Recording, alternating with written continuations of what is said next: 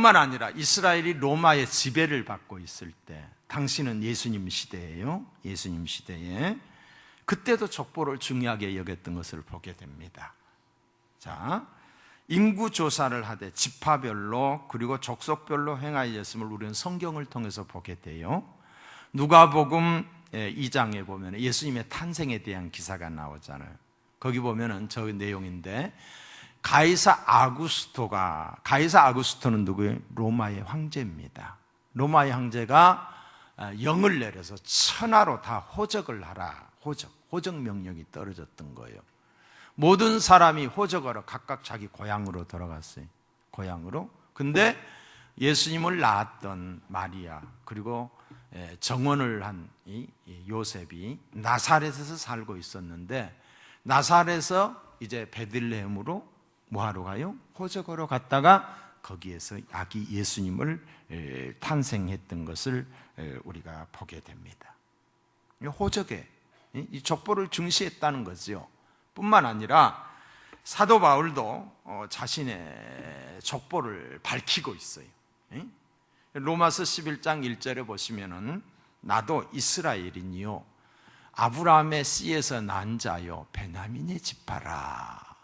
또 빌립보서에 보면은 내가 8일 만에 할례를 받고 이스라엘의 족속이요 베냐민의 지파요 히브리 중에 히브리인이요 율법으로는 바리새인이요. 자, 이처럼 이스라엘 백성들은 누구나 할 것 없이 이 족보를 굉장히 중요하게 생각했어요. 족보를. 자, 오늘 본문으로 이제 돌아갑니다. 룻기서 4장 마지막 부분입니다. 이 마지막 부분은 이제 족보로 끝나는데, 여기는 간단한 족보가 기록이 되어 있어요. 간단하게. 그러니까 베레스에서부터 다윗까지만 이렇게 기록이 되어 있어요. 근데 마태복음 1장에 보시면은 믿음의 조상 아브라함에서부터 시작해서 예수님까지 아주 지루한 족보가 1절에서부터 17절까지 기록이 되어 있습니다. 많은 사람들이 성경을 읽으려고 펼쳤다가 이 마태복음 처음부터 한번 읽어보려고 마음먹었다가 뭔 놈은 낳고 또 낳고 의미도 모르지, 이름도 생소하지, 발음도 제대로 되지 않지.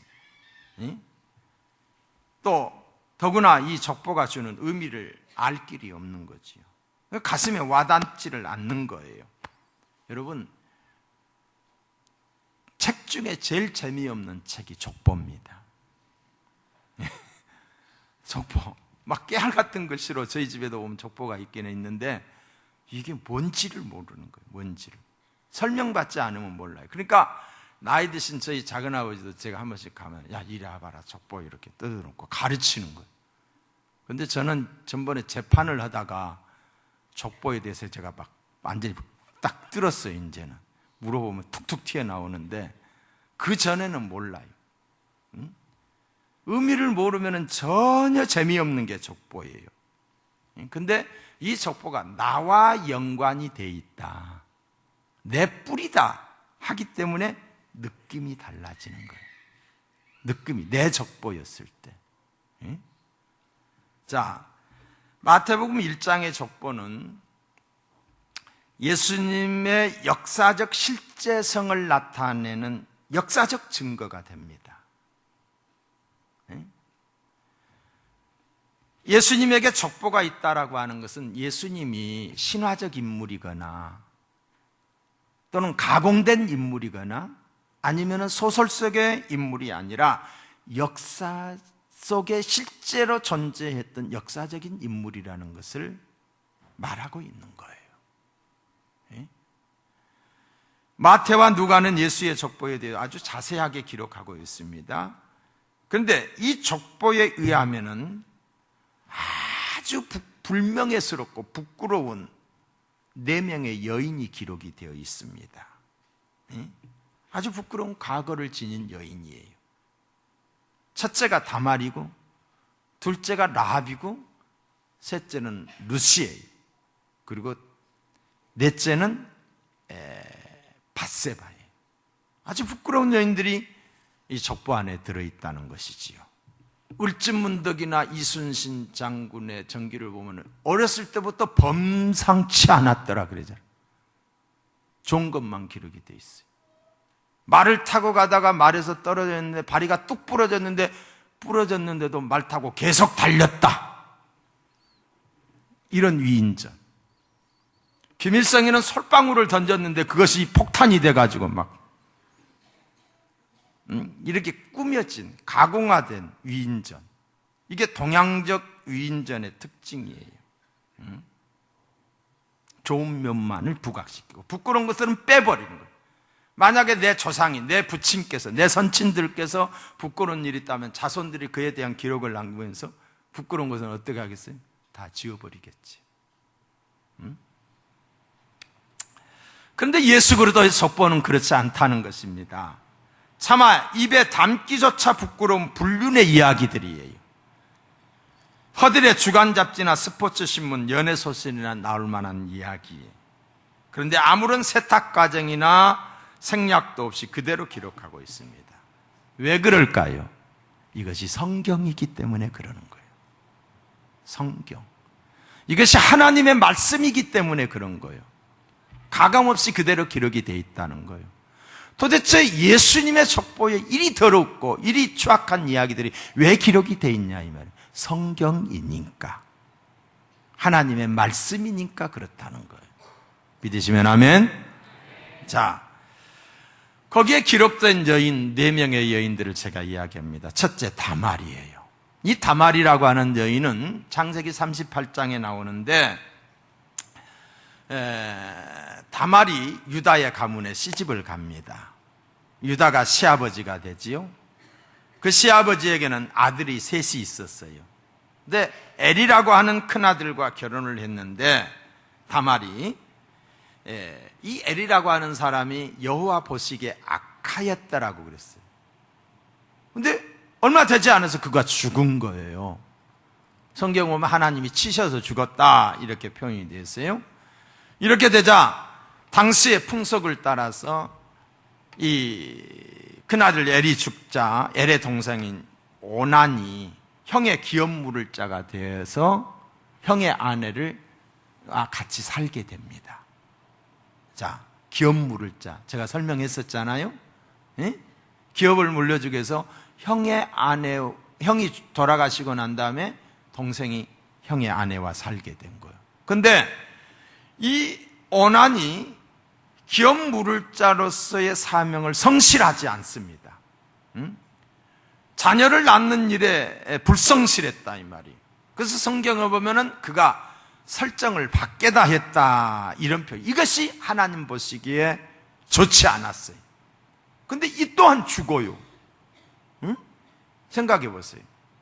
다말의 입장에서도 얼마나 민망하고 죄송스럽고 아프고, 또 시아버지 입장에서는 저 며느리가 사람 잡아먹네, 아마 이런 생각도 했을 거예요. 이제 셋째 아들이 막내지요. 이 셀라라고 하는 아들이 있었는데 이 아이가 아직 나이가 어려요. 아직 결혼 생활을 하기에는 나이가 어려. 그래서 자부 다말을 불러가지고 너 친정에 가 있어라. 셀라가 크게 되면 너를 다시 부르겠다. 이렇게 말은 했지만은 살리고 싶지 않은 거예요. 응? 그냥 쫓아낸 거나 마찬가지예요. 그렇지만은 구실은 다시 부르겠다 이렇게 했어요. 어느덧 셀라가 컸어요. 그런데도 부르지 않아요. 근데 소문에 들려오기를 이 유다의 아내 시어머니가 돌아가시고 유다가 이제 굉장히 적절하고, 그리고 그러는 차에 이제 양털을 깎는 그런, 우리로 말하면은 뭐예요? 그들은 이 목축업을 했기 때문에 양털을 깎아서 파는 그런 시기, 양털이 자라가지고. 근데 우리는 이 농사를 지어가지고 추곡 수매를 하잖아요. 추곡 수매를 아들이 털을 깎아서 이렇게 파는 때인데, 그렇지 않아도 유다가 이 외로움 속에 있고, 또 1년 농사를 지어가지고 이 양털을 닦아서 돈이 수중에 들어오게 되니까 한잔 했겠지요. 한잔 했어요. 근데 이걸 노린 거예요. 누가? 다말이, 며느리가. 그리고서 시아버지가 거기 왔다 갔다 하는 그 지근거리에 가가지고 눈을 다 가리고 이걸 쓰고서 기생행세를 한 거예요. 기생행세를 하니까 시아버지가 그렇지 않아도 한잔 했겠다. 내가 너를 취하기를 원한다. 그러니까 이 며느리가, 이 다말이 하는 말이, 그러면 약조물을 주소서. 나에게, 당신이 나에게 뭘 줄 건가? 내가 양을 주겠다. 그러니까, 지금 양을 줄 수는 없고, 약조물을 주소서. 그러니까, 뭘 달라고 하냐면 지팡이와 도장을 달라는 거예요. 그러니까 지팡이와 도장을 줬네. 그러고 난 다음에 그 지팡이와 도장을 찾기 위해서 수소문을 해서 이런 그 창기가 있었는데 그 사람을 찾으라고 했는데 없는 거예요. 그들이 말합니다. 이 지역에는 원래가 창기가 없는 지역입니다. 부끄러운 일이니까 그냥 쉬쉬쉬 하고 덮어버렸어요. 그런데 얼마 있지 않아가지고 그 다말이 배가 불러오기 시작한 거예요. 음신했다는 소리가 들린 거예요. 그렇지 않아도 미운 털이 배겨 있는데 이제 율법대로 내가 처단을 해야 되겠다 하고서 유다가 막 화를 내가지고 다말을 불러들인 거예요. 그런데 그때 다말이 뭐라고 말하면은 내 뱃속에 있는 씨의 주인이 바로 이 도장과 이 지팡이의 주인입니다. 그게 누구예요? 시아버지잖아, 시아버지. 그러니까 시아버지가 하는 말이 네 판단이 내 판단보다 옳았도다. 이건 뭔지 아세요? 메시아의 족보에 들어가기를 원했던 이 다말의 욕심이었어요. 그래서 이제 가정을 이루게 됩니다. 자, 여러분, 얼마나 부끄러운 족보입니까? 여러분의 조상 중에 이런 사람이 있어요? 없잖아요. 예수님의 조상이 이렇다는 거예요. 거기서 태어난 자녀가 유다를 보고서 할아버지라고 해야 맞아요? 아버지라고 해야 맞아요? 정말 이상한 족보. 그런데도 메시아의 족보에 유다가 다말에게서 베레스를 낳고 또 세라를 낳아 메시아의 계통이 되었다고 영광스러운 족보에 다말의 이름이 딱 들어가 있어요. 자, 두 번째 사람은 나합입니다. 나합. 여호수아가 요단강을 건너 이제 가나안 땅에 들어갔을 때에 애굽에서 나와가지고 이제 약속의 땅 가나안 땅을 들어가는데 그 가나안 땅에 원주민들이 살고 있었잖아요. 그들을 몰아내야 돼요. 그 첫 번째 성이 여리고성이었어요. 그 여리고성을 정탐하기 위해서 정탐꾼 두 사람을 보냅니다. 그곳에서 누구를 만나게 되냐면은 기생나합을 만나게 됩니다. 기생나합이 들어서 알고 있었던 것, 어떤 것을 들어서 알고 있었느냐? 이 이스라엘 민족들이 그가 섬기는 하나님을 믿고 출애굽을 했는데 광야에서 하나님이 홍해를 바다를 가르셨다. 하늘에서 만나가 내렸다. 이 하나님에 대해서 기독량으로 들었던 거예요. 그래서 라합이 이런 말을 합니다. 이스라엘의 하나님 여호와는 하늘과 땅, 온 땅의 천지의 참 하나님이시라 라고 하면서 그들을 보호해줘요. 그들을 숨겨주었습니다. 숨겨주었어요. 목숨을 걸고 정탐꾼을 숨겨준 라합은 그 대가로 여리고성이 무너질 때 자신은 물론이거니와 온 가족들이 죽음에서 살리는 그런 혜택을 누리게 됩니다. 그리고 이 기생 라합이 이제 여호수아가 죽고 난 다음에 사사 시대가 시작이 되잖아요. 첫 번째 사사가 바로 누구냐면 살몬이라는 그 당시의 장군이었어요. 싸움 잘하는 장군이었어요. 최초의 사사인 살몬의 아내가 되는 거죠. 누가 아내가 돼? 기생이 아내가 되는 거예요. 기생은 뭐 하는 사람이에요? 라합은, 다말은 그냥 기생 흉내를 내고 시아버지를 속였던 것에 불과하지만은 여기에 나타나는 이 라합은 직업이 기생이야. 직업이 몸 파는 여인이에요. 몸 파는 여인. 그래서 이 결혼을 해서 그가 누구를 낳냐면은 보아스를 낳습니다. 우리가 룻기서 그동안 살펴봤던 보아스. 그러니까 누색에 있어서 나오미가 시어머니 집안은, 그렇죠? 이제 다시 결혼을 또 했으니까, 보아스하고 결혼했으니까 누가 시어머니가 되는 거예요? 라합이 시어머니가 되는 거예요. 부끄러운 여인이 시어머니가 된 거지요. 네? 자, 그래서 보아스는 오벳을 낳고, 오벳은 이새를 낳고, 이새는 다윗 왕을 낳게 됩니다. 즉 기생 라합은 다윗 왕의 고조 할머니가 되며 예수 그리스도의 족보에 올라가는 이방 여인들 중에 하나가 된 것입니다. 그리고 또 한 사람은 룻이에요. 룻. 여러분, 룻은 우리가 지금까지 많이 이야기를 했잖아요. 룻은 이런 부정한 여인은 아니에요. 현숙한 여인이고 효부 룻이에요. 그런데 룻 또한 어떤 사람이냐면 이방 여인이에요. 이방 여인. 이방 출신 중에서도 모압 여인이에요. 모압 여인. 이 모압 사람의 출신이 어떻게 됩니까? 아브라함의 조카 롯이 어땠어요? 조카 롯이 이제 소돔과 고모라에 갔다가 소돔과 고모라가 멸망당할 때에 아내는 소금 기둥이 되고 두 딸과 그냥 도망쳐 나왔는데 두 딸들이 애비에게 술을 먹여가지고 거기서 동침을 해서 태어난 게 모압 자손이에요. 그러니까 그 시작이 아주 좋지 않다는 거지요. 그래서 성경에 보시면은 신명기 23장 3절에 보시면은 암몬 사람과 모압 사람은 여호와의 총회에 들어오지 못하리니 그에게 속한 자는 10대뿐 아니라 영원히 여호와의 총회에 들어오지 못하리라 라고 말했어요. 이처럼 모압 사람들은 저주를 받은 백성입니다. 그래서 이스라엘 사람들은 모압 사람과 결혼할 수가 없었어요. 그런데도 그는 보아스의 아내가 되었고 다윗 왕의 증조 할머니가 되었습니다. 이게 뭐예요? 하나님의 은혜예요. 하나님의 은혜. 마지막으로는 밧세바예요. 밧세바.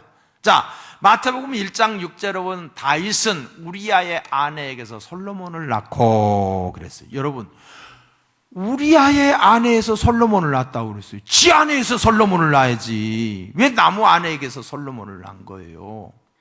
이건 문제가 된 거 아니에요?